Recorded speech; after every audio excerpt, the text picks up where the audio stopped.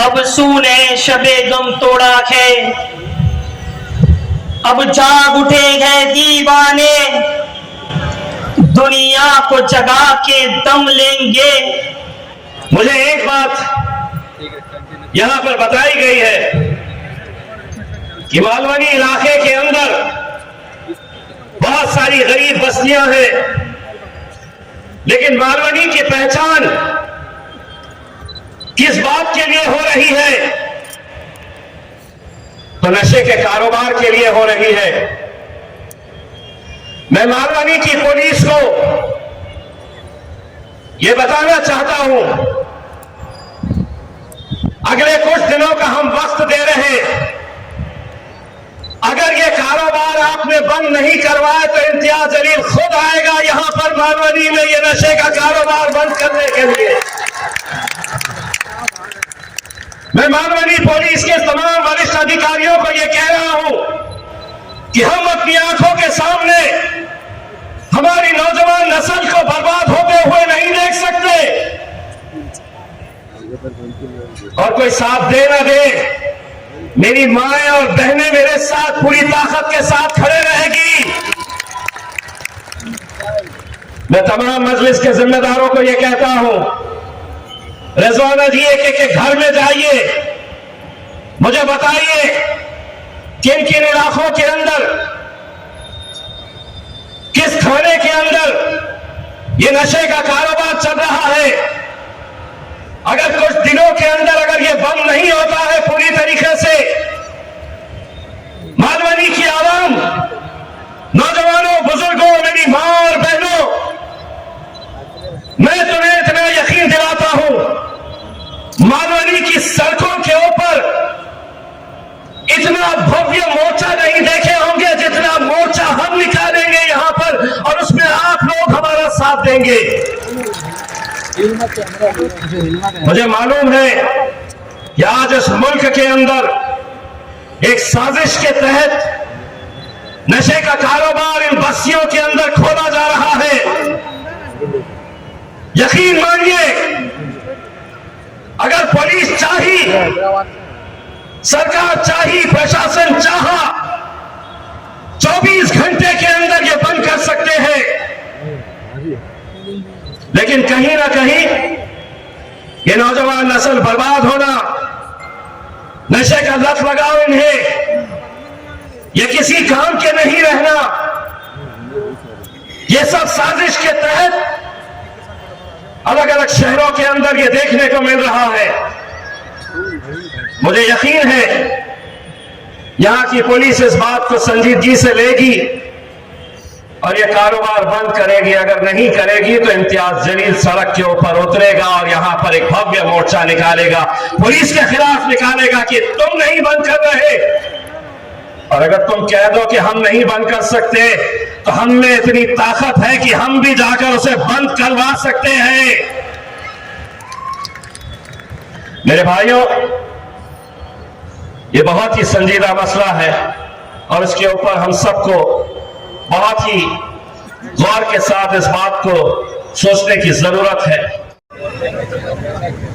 दोस्तों, आप लोगों के जहन में एक सवाल होगा कि क्या जरूरत आन पड़ी कि मोहतरमा रिजवाना खान साहबा, नासिर कुरैशी साहब, इरफान पठान, इरफान खलीफा साहब और उनके जो भी दो पुलिस के जरिए पुलिस स्टेशन में बैठा दिया गया, जिन लीडरों ने हमारी रिजवाना साहिबा को पुलिस स्टेशन में बैठाया था, आज रवीश मोमिन उनसे कह रखा कि तुम प्रोटेस्ट करने से हमें रोक सकते हो, लेकिन रिजवाना खान साहिबा के जज्बात को तुम नहीं रोक सकते हो। क्या आपको उद्धव ठाकरे के साथ जो हुआ उसकी सहमति आपको नहीं है?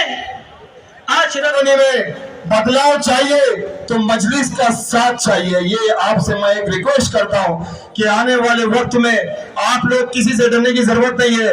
जो ये हिंदुस्तान के हालात से आप वाकिफ है, अच्छी तरीके से वाकिफ है कि आज हिंदुस्तान के अंदर बीजेपी भाजपा ने क्या हालात बना के रखे हैं कि आज वो वक्त आ गया है कि बाबा साहब अंबेडकर जी ने और डॉक्टर बाबा साहब अंबेडकर जी ने जो संविधान लिखा था, आज वो वक्त आ गया हमारे भाइयों हमारी बहनों कि वो संविधान की रक्षा करने का वक्त आ चुका है क्योंकि आज वो संविधान खत्म हो चुका है। आज हमें उस संविधान की रक्षा करना है, उस संविधान को बचाना है। तो मैं कहना चाहता हूं कि आने वाले वक्त में जो भी आपके बीच में आएगा उसको आप सपोर्ट करिए, उसका आप कंधे से कंधा मिला के चलिए उनके साथ में, क्योंकि कल तक माननीय आपका था। गौर करिएगा मेरी बात पे, मैं कहना चाहता हूं कल तक माननीय आपका था, अब इंशाअल्लाह ताला माननीय मजलिस का होगा। कि बीजेपी और नरेंद्र मोदी की सरकार ने गौ रक्षक के नाम पर आतंकवादियों को पैदा किया है। ये गाय के रक्षक नहीं है बल्कि आतंकवादी हैं, दहशतगर्द हैं, टेररिस्ट हैं।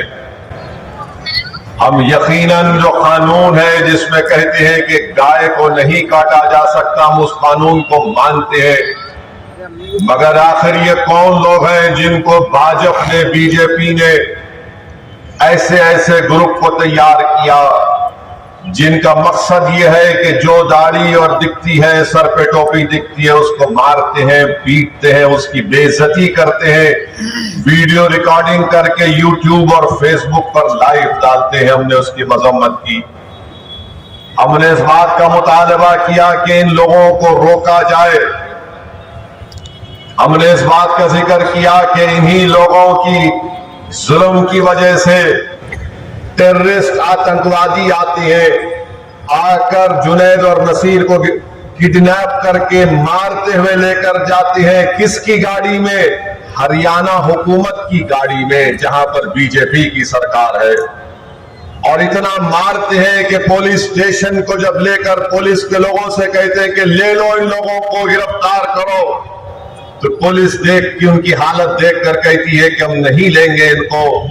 तो ये जालिम लोग, ये आतंकवादी, ये नाथूराम गोडसे की नाजायज औलाद, उनको ले जाकर 150 किलोमीटर दूर नसीर और जुनैद को जला दिया जाता है। क्या बीजेपी इनको रोकेगी या नहीं रोकेगी?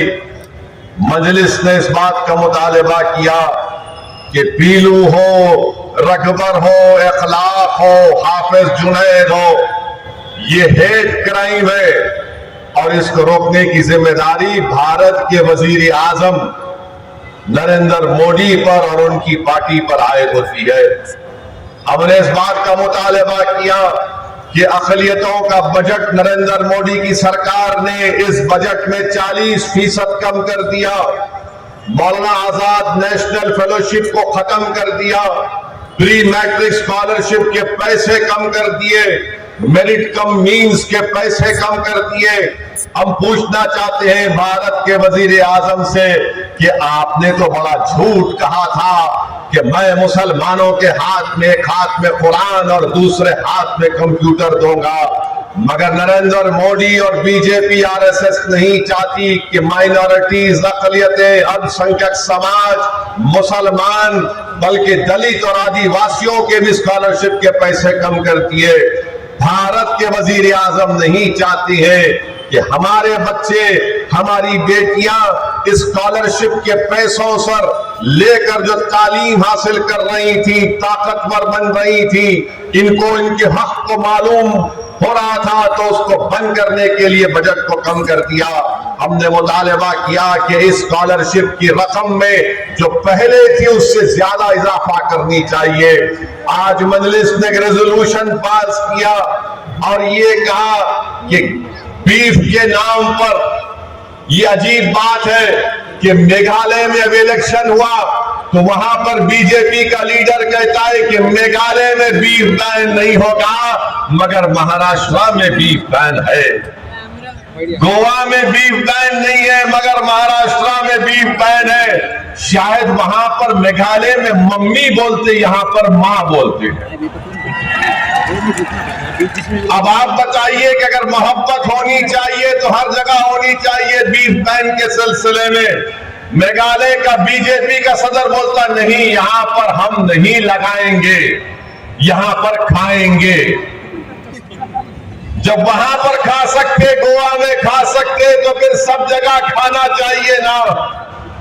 मगर नहीं, मारेंगे, जिसके पास दाढ़ी है उसको पीटेंगे। हमने रेजोल्यूशन पास किया कि खत्म होना चाहिए। हमने करारदाद को मंजूर किया कि यूएपीए के नाम पर, नेशनल सिक्योरिटी के नाम पर गरीबों को, कमजोरों को, जो हुकूमत के मुखालिफ है, मुसलमानों को इस कानून के तहत उनको जेल में डालकर उनकी जिंदगी को बर्बाद किया जा रहा है। हमने इस बात का मुतालबा किया कि चीन भारत की 2000 स्क्वायर किलोमीटर पर कब्जा करके बैठा है। डेप्सांग और डेमचाक में हम ये मुतालबा करते हैं कि नरेंद्र मोदी, अगर आप वाकई में 56 इंच का सीना है तो चीन को चप्पल से नहीं बल्कि गोलियों से मार कर निकालो भारत की सरजमीन से, अगर 56 इंच का सीना है तो। मगर हमारे वजीर आजम चीन का नाम लेने से डरते हैं। बीजेपी और आरएसएस के लोग तो हिंदू राष्ट्र की बात करते हैं, मगर ये पहलवानों के जबान से चीन नहीं निकलता, टाई टाई हो जाती है इनकी। अरे 2000 भारत की जमीन पर चीन कब्जा करके बैठा है, क्या तुम्हारी सरकार इनको नहीं निकाल सकती है? वो डेप्सांग और डेमचाक में चीन ऑल वेदर रोड बना चुका है, वहां पर बैठा हुआ है।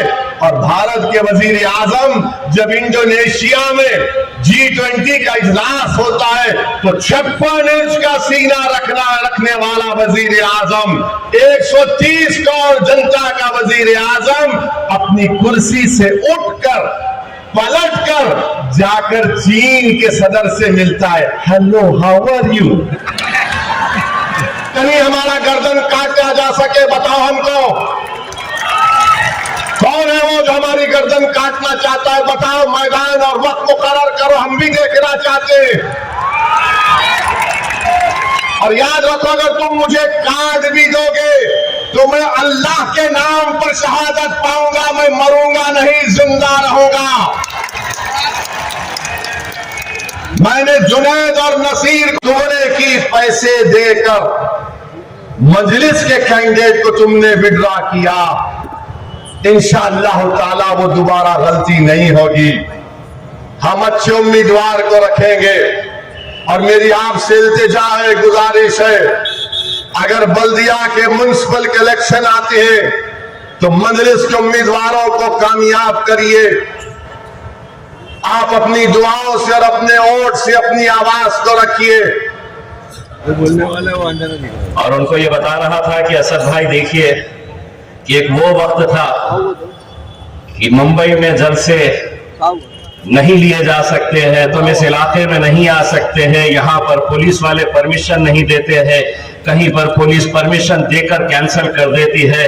और आज अल्हम्दुलिल्लाह ये वक्त आ गया है कि मुंबई के हर चौराहे के ऊपर, हर खंबे के ऊपर, हर दीवार के ऊपर मेरे क़ायद बैरिस्टर असदुद्दीन अवैसी साहब की तस्वीर नजर आ रही है।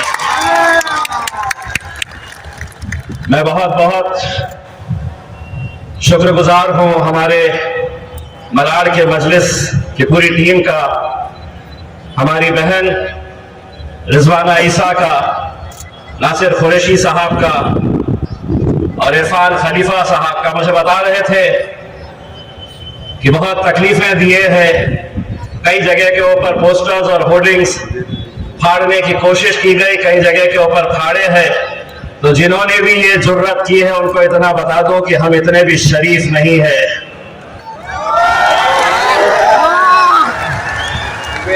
या यूं समझ लीजिएगा हम जरा से शरीफ क्या हो गए तो तुम पोस्टर फाड़ने निकल गए। अल्हम्दुलिल्लाह आज बैरिस्टर असदुद्दीन अवैसी साहब आए हैं। मैं आप लोगों से कहना चाहता हूं, जो हमारे यहाँ के असलम शेख साहब है, मैं आज उनके बारे में यह कहना चाहता हूं कि जब कोरोना पीरियड हुआ था तो इकबाल खान साहब को जलाया गया था, आप कहां थे? आपका ये कब्रिस्तान के जो मेंबर थे उन्होंने कहा था जब तक असलम शेख का ऑर्डर नहीं होगा ये कब्रिस्तान का दरवाजा नहीं खुलेगा। अरे हमारे भी अरमान है कि हमारी बेटी, हमारी बहन, हमारी बच्ची, उसके एक हाथ में कुरान हो, एक हाथ में लैपटॉप हो, संविधान हो, सर पे हिजाब हो, पढ़े लिखे डॉक्टर बने, इंजीनियर बने, बड़ी पत्रकार बने, राज्य का, देश का, खानदान का, सबका नाम रोशन करे। और इंशाअल्लाह उम्मीद है, अरमान है कि एक दिन हमारी हिजाब पहनने वाली बहन देश की प्रधानमंत्री भी बने, हमारा अरमान है इंशाअल्लाह। हम पीसफुल प्रोटेस्ट करना चाह रहे थे, मुझे घर पे आके रोक लिया, 5 घंटे तक मुझे निकलने नहीं दिया, फिर वर्ली पुलिस स्टेशन में जाके मुझे बचा दिया। शाम को 7 जब बज गए, जब सब हो गया खत्म, तब हमको छोड़ा गया। ये कांग्रेस वाले सेक्युलरिज्म का डंका बजाने वाले दिन, ये तो सत्ता में थे ना, ये चाहते तो बोल सकते थे नहीं, इनको एहतजाज करने दो, इनका अधिकार है, मगर नहीं किया, हमको एहतजाज नहीं करने दिया। मकाम दरीपर असदुद्दीन अवैसी साहब के सामने यह बात बोलना जरूरी समझता हूं कि रिजवाना खान साहबा जो कि आज के इस प्रोग्राम के एक कन्वीनर हैं, ये 2020 से मजलिस इत्तेहादुल मुस्लिमीन से जुड़ी हुई है। इनके बहुत सारे ऐसे कारनामे हैं जिन्हें फरामोश नहीं किया जा सकता, मगर मैं 2 चीजों की जानिब तवज्जो दिलाना चाहता हूं कि 24 अक्टूबर को इनका जन्मदिन रहता है। ये अपना जन्मदिन इस तरह मनाती है कि अपने आसपास की जो गरीब बेवा खवातीन रहती है उन लोगों को, किसी को साड़ियां देती है, किसी को अनाज देती है, किसी की जरूरतें पूरी करती है। और इनका एक कारनामा बहुत अहम है कि 2020 में जब पूर्ण लॉकडाउन लगा हुआ था तो कुछ फिरका परस्त ताकतें, कुछ फिरका परस्त अनासिर महाराष्ट्र के बॉर्डर तलाशरी पर जो बकरे की जो गाड़ियां आती थी उसको रोकने की कोशिश करती थी। यह महिला रिजवाना खान साहबा अपने हमदर्दों को लेकर वहां पर पहुंची और 3 दिन तक मुसलसल भूख हड़ताल करती रही। इनका शुगर लेवल 52 हो गया। डॉक्टर ने कहा कि मैडम आपको कभी भी 52 हो सकता है, आपका लेवल जो है 52 हो गया, मगर ये खातून डटी रही, जब तक इंसाफ नहीं मिला डटी रही। आइए मैं गुजारिश करता हूँ मोहतरमा रिजवाना खान साहबा से कि दिलबाते में मंजर से निकल आते हैं, वो भी क्या लोग हैं जो घर से निकल आते हैं, और बेसबब उनको दबाने की कोशिश न करना, हम वो सबसे है जो पत्थर से निकल आते हैं। तालियों से इस्तेमाल कीजिए।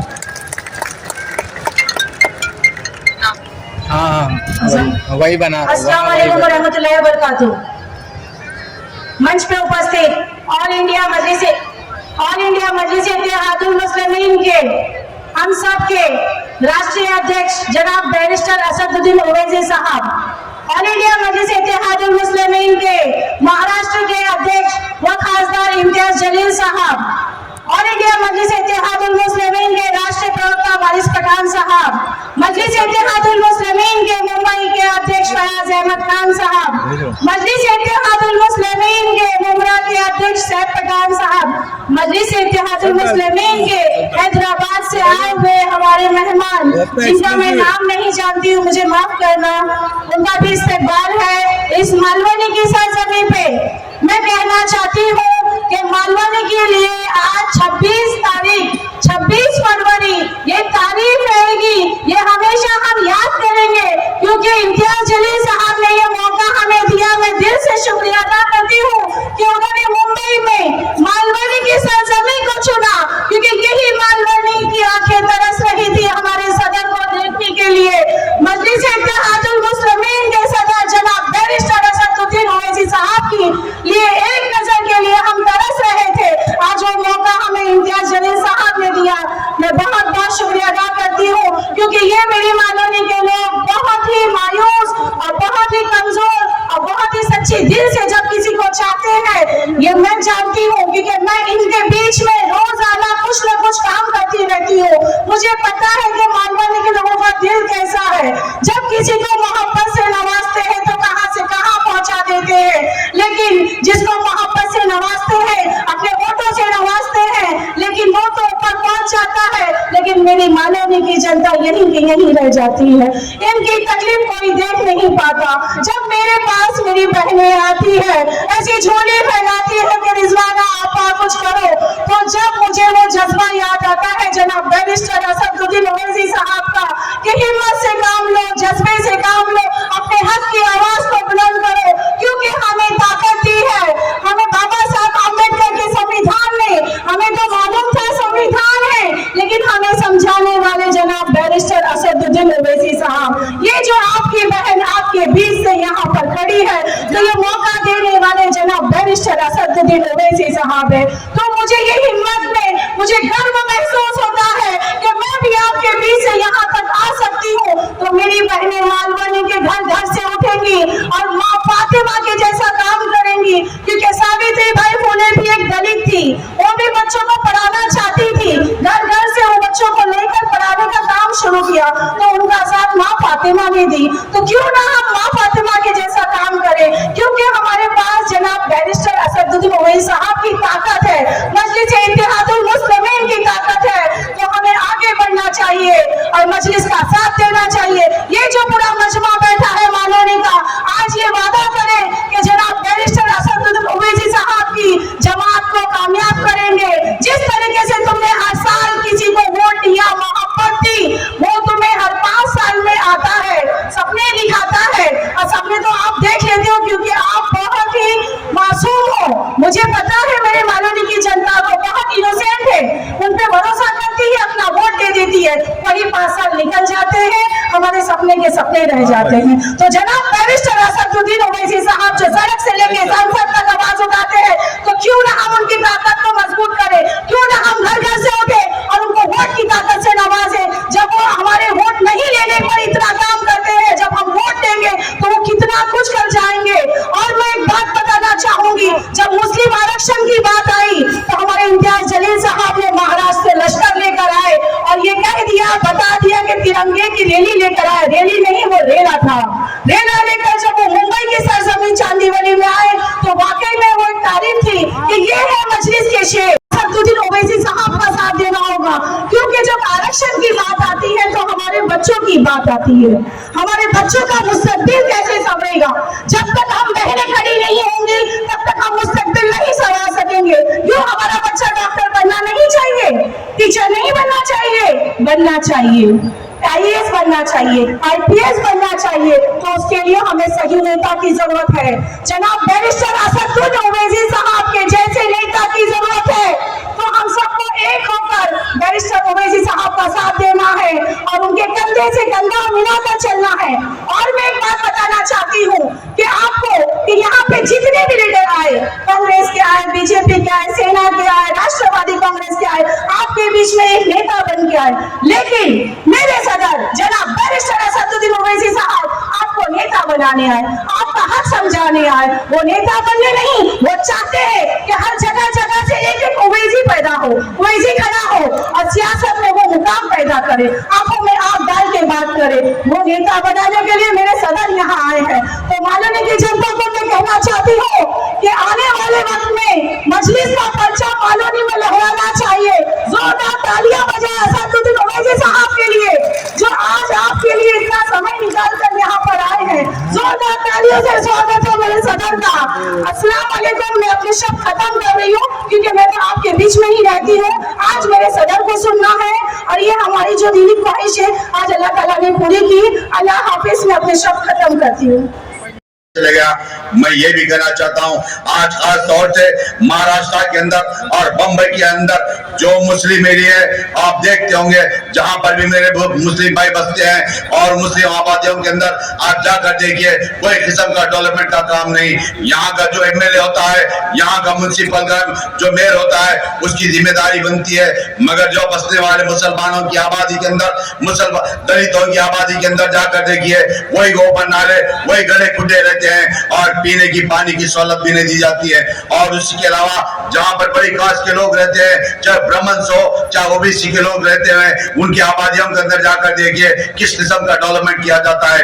मेरा बताने का मकसद ये है, मजलिस इत्तेहाद मुस्लिमीन जहाँ पर भी पहुंचती है और जहाँ पर भी कामयाब हो जाती है, उनके एरिया में जाकर देखिए किस किस्म के डेवलपमेंट के काम किया जाता है। मैं कहना यही चाहता हूँ, आप तमाम मुत्तहिद होते हुए आपकी जमात मेरी जमात के हाथ को मजबूत करिए।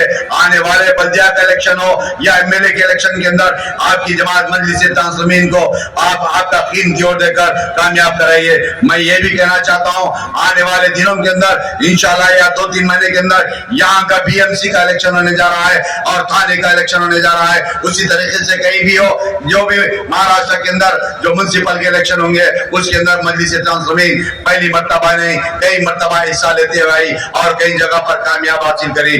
मैं यही कहना चाहता हूँ, हिंदुस्तान की पार्लियामेंट के अंदर आप तमाम देखते होंगे टीवी के अंदर, हिंदुस्तान के अंदर चाहे राजस्थान के अंदर हो या हरियाणा, सीधे ले लेंगे इंशाल्लाह। रिजवाना आपा से सवाल पूछना चाहूँगा मैं, आपकी स्पीच सुनकर बहुत ही कॉन्फिडेंस दिखा आप में। ऐसा लग रहा है कहीं ना कहीं जो महिला लीडर चाहिए थी इस क्षेत्र के लिए वो उभरती नजर आ रही, क्या कहेंगे, किस तरह की जी देखिए, महिलाओं में तो जोश है, बस अब महिलाओं को बाहर आके अपना जोश जाहिर करना है। और मजलिस के लिए तो इतना जोश अंदर भरा है महिलाओं के अंदर। असद साहब और अकबर साहब को देखिए, एक अलग ही जोश महिलाओं के लिए निकलता है, क्योंकि उनके बच्चों की जब सवाल आता है तो एक महिला ही उठती है उनको बचाने के लिए। महिलाओं के कौन कौन से मुद्दे पर आप यहाँ पे कार्य करना चाहेंगे? देखो, महिलाओं के लिए हर प्रति जो भी उनके मुद्दे हैं वो मैं उठाना चाहती हूँ और मैं उठाती रहती हूँ, उनके बीच ही रहती हूँ। क्योंकि यहाँ पे ऐसे बहुत से हालात है, जैसे नशे को लेकर बात हुई, यहाँ पर नशे में पूरा मालवनी को खोखला कर दिया, घुटने के बल गिर चुकी है मालवनी। अरे रोज़गार से तो परेशान थी, लेकिन नशे से भी टूट चुकी है मालवनी। तो मालवनी को संवारने का काम इंशाअल्लाह मजलिस इत्तेहादुल मुस्लिमीन की जानिब से होगा, राष्ट्रीय अध्यक्ष जनाब बैरिस्टर असद उवैस साहब की ताकत से होगा। उत्तर मुंबई में आपके अलावा कोई ताकतवर महिला ऐवान में नहीं नजर आ रही। देखिए, महिलाओं का संगठन तो माशाल्लाह बहुत है। अभी आप यहाँ से आते वक्त देखे होंगे 8 नंबर में 300 महिलाएं मेरी ट्रेनिंग सेंटर में प्रशिक्षण हो रही है, अपने पैरों पे खड़ी हो रही है। वो महिलाओं का मजमा मेरे साथ लगा हुआ है, लेकिन ये है कि खुल के नहीं आ पा रही। वो इंशाल्लाह बहुत जल्दी आएंगी और अपने जज्बे का आगे बढ़ाएंगी। आपको कहना चाहेंगे क्या तैयारियां आपको आने वाले चुनाव में इंशाल्लाह आज जो असद साहब ने लोगों को जगा के गया है, तो उम्मीद है कि आने वाले चुनाव में इंशाल्लाह बहुत अच्छा रिज़ल्ट आएगा। और मैं हमारी पूरी टीम का शुक्रगुजार हूं कि सब ने मिल के इस प्रोग्राम को कामयाब किया और इंशाल्लाह इसका रिज़ल्ट आने वाले महानगर पालिका में बहुत अच्छा आएगा। कुल हिंद मजलिस इत्तेहादुल मुस्लिमीन जिंदाबाद। कुल हिंद मजलिस इत्तेहादुल मुस्लिमीन। रिजवाना खान साहब।